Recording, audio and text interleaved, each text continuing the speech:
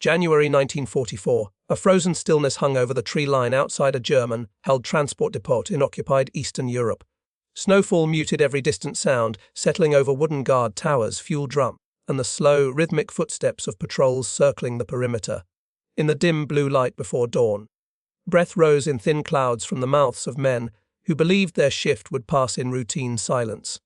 But somewhere beyond the edge of that quiet, a single figure crouched behind a collapsed birch trunk. Frost clung to his sleeves, his fingers wrapped around the worn wooden handle of a compact throwing axe, nicknamed the Viking by the few partisans who had seen him use it.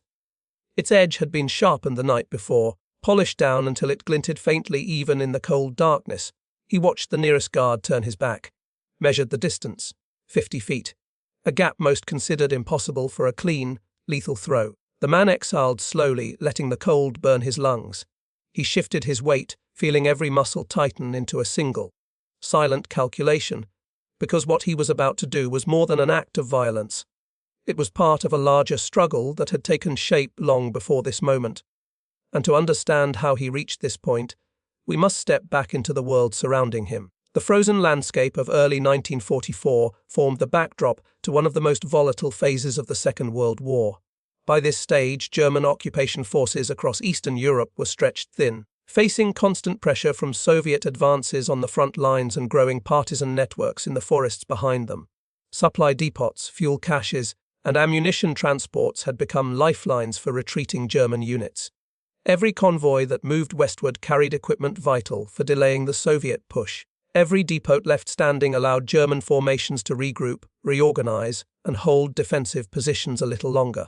This made sites like the remote outpost near the tree line exceptionally valuable and increasingly vulnerable. By winter, partisan warfare had matured into a coordinated, intelligence-driven campaign. Small cells gathered information from sympathetic villagers, railway workers, and scattered defectors. Reports of German troop movements, guard rotations, and ammunition stocks flowed through hidden channels carved into the landscape by months of clandestine activity. The outpost the man now targeted had been catalogued weeks earlier: 2 towers, 3 patrol units, and a storage depot holding crates of rifle ammunition and vehicle parts intended for a retreating infantry division. The man with the axe was part of a partisan sabotage group tasked with disrupting these retreats. They were not regular soldiers. They lacked standard uniforms, formal training, or conventional weaponry. Instead, they relied on an improvised arsenal, captured rifles, home-forged knives, explosives built from farm chemicals, and, in rare cases, unconventional tools carried for their silence and precision. The throwing axe he used was one such weapon, compact, fast, and lethal at short range. It was never meant to replace a rifle. It was meant to eliminate a guard without alerting the next one. German guards stationed at the depot carried the typical equipment of occupation forces: Kar-9 AK rifles, pistols, and winter overcoats. Many were older reservists or men recovering from front-line injuries. Rotating patrols were meant to deter small partisan raids, but they were rarely prepared for a highly coordinated strike. Morale had dropped during the winter months. Cold, hunger, and constant harassment from the forests had turned routine guard duty into a tense, exhausting responsibility. For the partisans, this tension was an opportunity. Intelligence gathered days before indicated that the outpost would soon receive a shipment of fuel canisters. Destroying the depot would cripple the mobility of a local German regiment preparing to withdraw from the region. But to sabotage the fuel storage, the perimeter first had to be breached, silently and cleanly, before the alarm system could be activated. That required eliminating the guards without gunfire, without shouting, and without time for them to signal the barracks. The axe thrower had volunteered for that responsibility. Allies within the group knew of his rare efficiency with the weapon, a skill developed not from tradition or folklore, but from years of practical necessity. Metal tools were easier to hide and maintain than captured firearms. Ammunition could run out. A sharpened axe could function indefinitely. But even among his own comrades, the idea of silently removing multiple armed guards at distance seemed improbable. The Viking was mocked more often than admired. Stories of its range were dismissed as exaggeration. Even he understood the skepticism, but he also knew the geometry of movement, the timing of rotations, and the rhythm of human error along a quiet fence line. Which is why, on that frozen morning, he waited for the perfect moment, setting the stage for a method of attack few believed was possible. And to see the full picture of what happened next, we need to explore the event through several distinct angles. The first way to understand this event is through the human dimension. One man standing alone at the edge of a frozen stronghold, knowing that any mistake meant instant death not just for him, but for the entire sabotage team waiting deeper in the woods. He had no illusion of heroism. There were no medals in partisan warfare, no promises of recognition. Only the cold certainty that if he failed, German patrols would sweep through nearby villages in reprisal. The weight of that knowledge shaped every breath he took. His skill with the axe was not a talent born of mythic lineage, but of necessity. In the early months of occupation, when weapons were scarce and ammunition rationed even among resistance fighters, he had adapted the only tools available to him. The axe became a natural extension of his arm, a precise instrument shaped by repetition and survival. And now, as he observed the guards walking their paths, he carried not confidence but responsibility. The understanding that this action would decide whether dozens of civilians might be spared in the coming weeks. A second angle emerges from the tactical environment of partisan warfare. Silence was the most valuable currency behind enemy lines. Gunfire meant exposure. Exposure meant encirclement. Encirclement often meant mass executions. The forest, for all its vastness, was never truly safe. German anti-partisan operations were methodical and unforgiving. Sabotage teams learned to fight like shadows, striking only when circumstances guaranteed the smallest possible sound footprint. The axe's advantage lay not in range or power, but in its ability to end a threat without alerting the next man in line. The depot's layout, 2 towers with limited visibility, patrols crossing predictable paths, and buildings that created blind spots, created a rare opportunity. If the first guard fell silently, the others could be approached and neutralized before discovering the breach. The axe thrower's task was the opening move of a tightly timed sequence, a surgical strike meant to peel away the perimeter layer by layer. It was this requirement for perfect coordination that made many of his comrades skeptical. A single mistake would unravel the entire plan. A third angle focuses on the technological and mechanical aspects of the weapon itself. The throwing axe he carried was not a ceremonial relic or a cultural artifact revived from ancient practices. It was a tool adapted for wartime use, forged by a local blacksmith who supplied the resistance with sharpened implements that could function as weapons when needed. The axe's weight distribution, its short handle, and its hardened steel edge allowed it to maintain rotational stability over medium distances. 50 feet was its upper threshold. Beyond that, the velocity dropped too sharply to guarantee lethality. But within that range, if thrown correctly, its rotation flattened into a reliable arc, making impact with remarkable force. The axe's simplicity gave it a kind of rugged reliability. No moving parts, no ammunition supply, no malfunction risks in freezing conditions. In the harsh winters of the Eastern Front, rifles sometimes jammed or misfired when exposed to sudden temperature changes. The axe did not. Its cold metal bit the air cleanly, cutting through the silence with a sound almost indistinguishable from wind. A small advantage that the man exploited with precision. Understanding the physics of that throw and the limitations of the weapon reveals why he had confidence where others had only doubt. A fourth angle examines leadership and psychology within resistance groups. Partisan leaders faced the constant challenge of balancing initiative with caution. Unconventional tactics, especially those relying on specialized individual skills, carried both promise and risk. The axe thrower had earned respect through past operations, but his methods remained controversial. Leaders worried that reliance on a single man's precision introduced fragility into the mission's structure. What if he missed?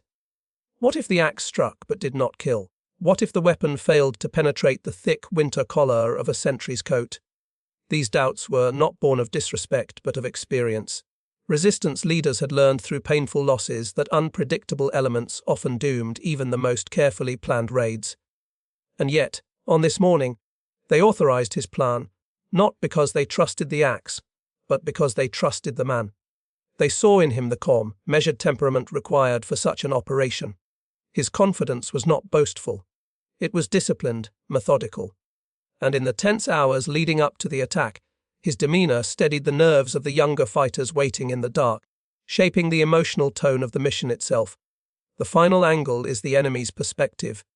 The guards who walked their routes unaware that the forest around them had already shifted into an operational space defined by silence, precision, and impending violence. To them, the threat of partisans was real but indistinct. They expected mines on roads, derailments on rail lines, the occasional rifle shot from a tree line. They did not expect a hand-thrown weapon. Their routines reflected this assumption, disciplined, but not hyper, vigilant, confident in their numbers, and in the distance between themselves and the forest. The idea that someone could strike from 50 feet with an axe carried an element of absurdity, something outside their training or experience. This cognitive blind spot, the inability to imagine a threat they had not encountered, created vulnerabilities in their behavior, slightly relaxed postures, predictable pacing, and a belief that danger could only come from familiar directions. Understanding this gap between expectation and reality reveals why the axe thrower found the opening he needed, and why his first strike could set in motion a chain of events that rapidly collapsed the outpost's security. Taken together, these perspectives create a full picture of the moment before the strike, a convergence of human resolve, tactical necessity, mechanical simplicity, leadership calculation, and enemy complacency. And when all of these angles finally aligned, the decisive moment unfolded with a clarity that would reshape everything that followed. The guard closest to the tree line had just completed the first half of his route. His boots cracked the surface of the frozen ground with each step, leaving a repeating pattern in the snow, a pattern the axe thrower had studied for the last 20 minutes. At the exact moment the sentry turned his back, the partisan inhaled once, aligned his shoulders and committed. The axe left his hand without hesitation, no grunt, no shift of snow beneath his boots, only the faint snap of air as the blade rotated through the cold morning light in a tight, controlled arc. At 50 feet, the margin for error was razor-thin. But the throw was clean. The steel edge struck the guard at the base of the skull, burying itself so deeply that the man collapsed without so much as a gasp. His rifle slid into the snow with a muted thud, partially muffled by frost. The depot remained quiet. No alarm sounded. The axe thrower sprinted forward, retrieved the weapon in a single motion, and dragged the guard's body behind a snowbank. By the time the next patrol crossed the open yard, the path appeared untouched. The silence held. The second guard appeared minutes later on a perpendicular route, his silhouette framed by the dim orange glow of a lantern above the storage shed.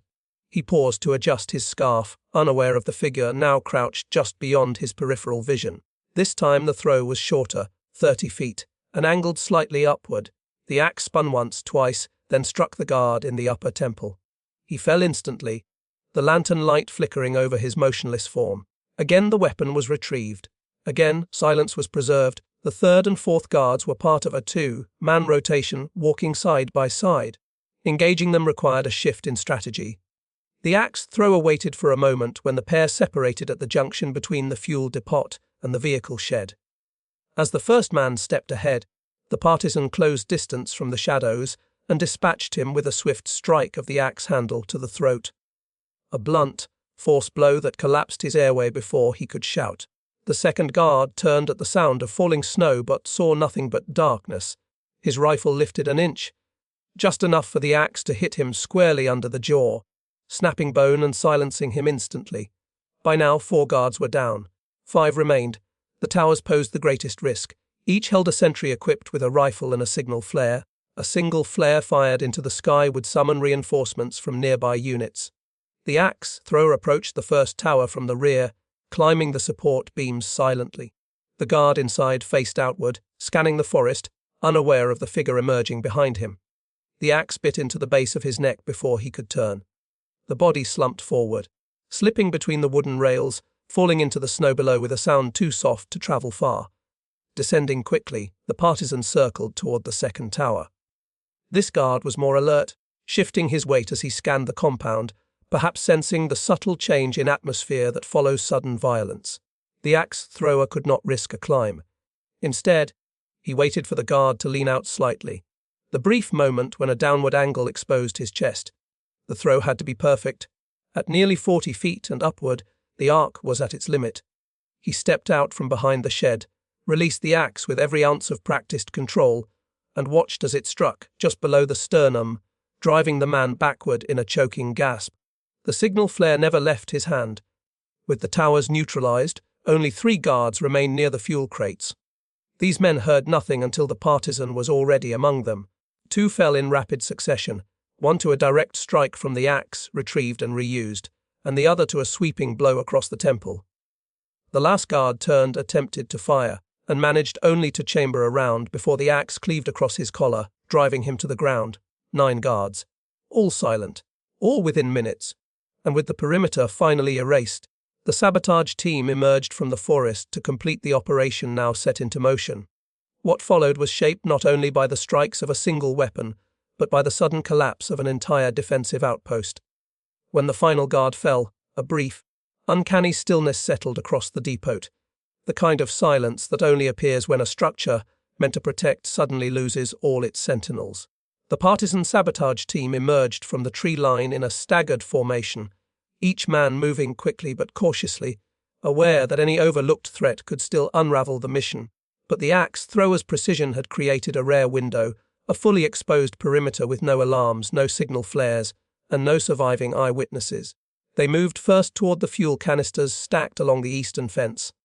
These containers, scheduled to be transported within 48 hours to support retreating German infantry, were crucial to local mobility and defensive cohesion.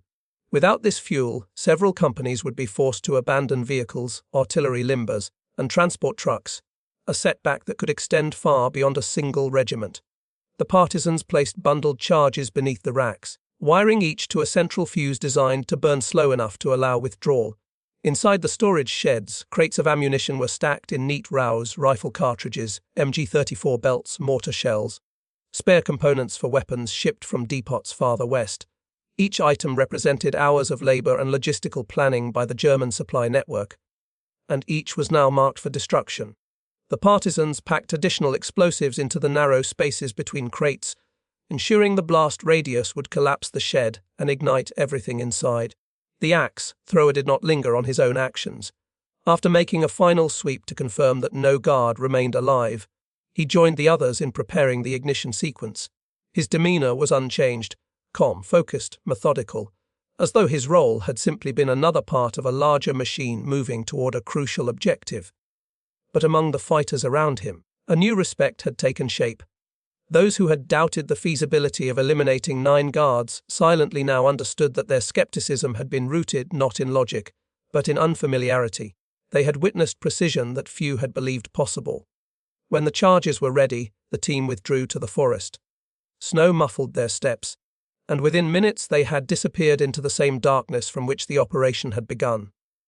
Only the fuse remained, a thin glowing line slowly devouring its length. The first explosion erupted beneath the ammunition shed. A fireball burst vertically, sending fragments of timber and shrapnel into the sky. Seconds later, the fuel depot ignited in a rolling wave of heat that swept across the compound. Black smoke curled upward, visible for miles. The blast shattered windows in nearby barracks and sent shockwaves through the snowy ground. The depot's destruction was total, no usable material remained. Hours later, German troops arrived to find only charred remains and collapsed structures. Reports written in the aftermath noted the precision of the attack and the complete absence of gunfire. Commanders initially suspected an internal betrayal or a coordinated infiltration by a special Soviet detachment. The idea that partisans had slipped past 9 armed guards without raising an alarm seemed implausible. Yet forensic examination of the bodies, the angles of the wounds, the absence of bullet impacts, pointed to hand, thrown or close quarters weapons. German officers documented the findings with disbelief, noting the unusual consistency of trauma. The destruction of the depot delayed regional German movements for days. Vehicles stalled for lack of fuel. Ammunition shortages forced units to ration fire even during defensive engagements. And in the broader scope of the Eastern Front's winter of 1944, such delays carried strategic weight. Each setback, each logistical fracture, accelerated the collapse of German operational stability. Within the partisan network, the event spread quickly, not as myth, but as confirmed action. The axe thrower's strike became an example cited in meetings, training circles, and operational planning. Proof that disciplined silence and unconventional methods could dismantle positions thought secure. But beyond the practical consequences, the event also carried meaning. Something more reflective, more human, waiting in the quiet space between warfare and memory. In the end, Suicide Point was never about glory, it was about duty, carried out by men who understood that the line between survival and extinction could be measured in mere meters of muddy ground. For the survivors who walked away from that ridge, the memory never left them. Many would say, decades later, that the sound of the Japanese whistles at dawn, the crushing silence just before the attack, and the sight of their own comrades holding a hopeless line remained sharper in their minds than anything else from the war, because they knew what the world would never fully understand. That history is not shaped only by great generals or grand strategies, but by exhausted, freezing, half-starved soldiers who refused to move one step backward. The Japanese considered this point a guaranteed breakthrough, but instead it became a symbol, not of suicide, but of sacrifice, a place where a handful of men put themselves between an army and a collapse, where every bullet, every shell, every second mattered, and where impossible odds were met with immovable resolve. Today, the ridge is overgrown, silent, forgotten by most. But if you walk there, if you stand on the same uneven ground where those men fought and bled, you will realize something powerful. History doesn't just live in monuments or medals. It lives in the places where ordinary men did extraordinary things, and in the stories we continue to tell, and the story of Suicide Point is one worth remembering.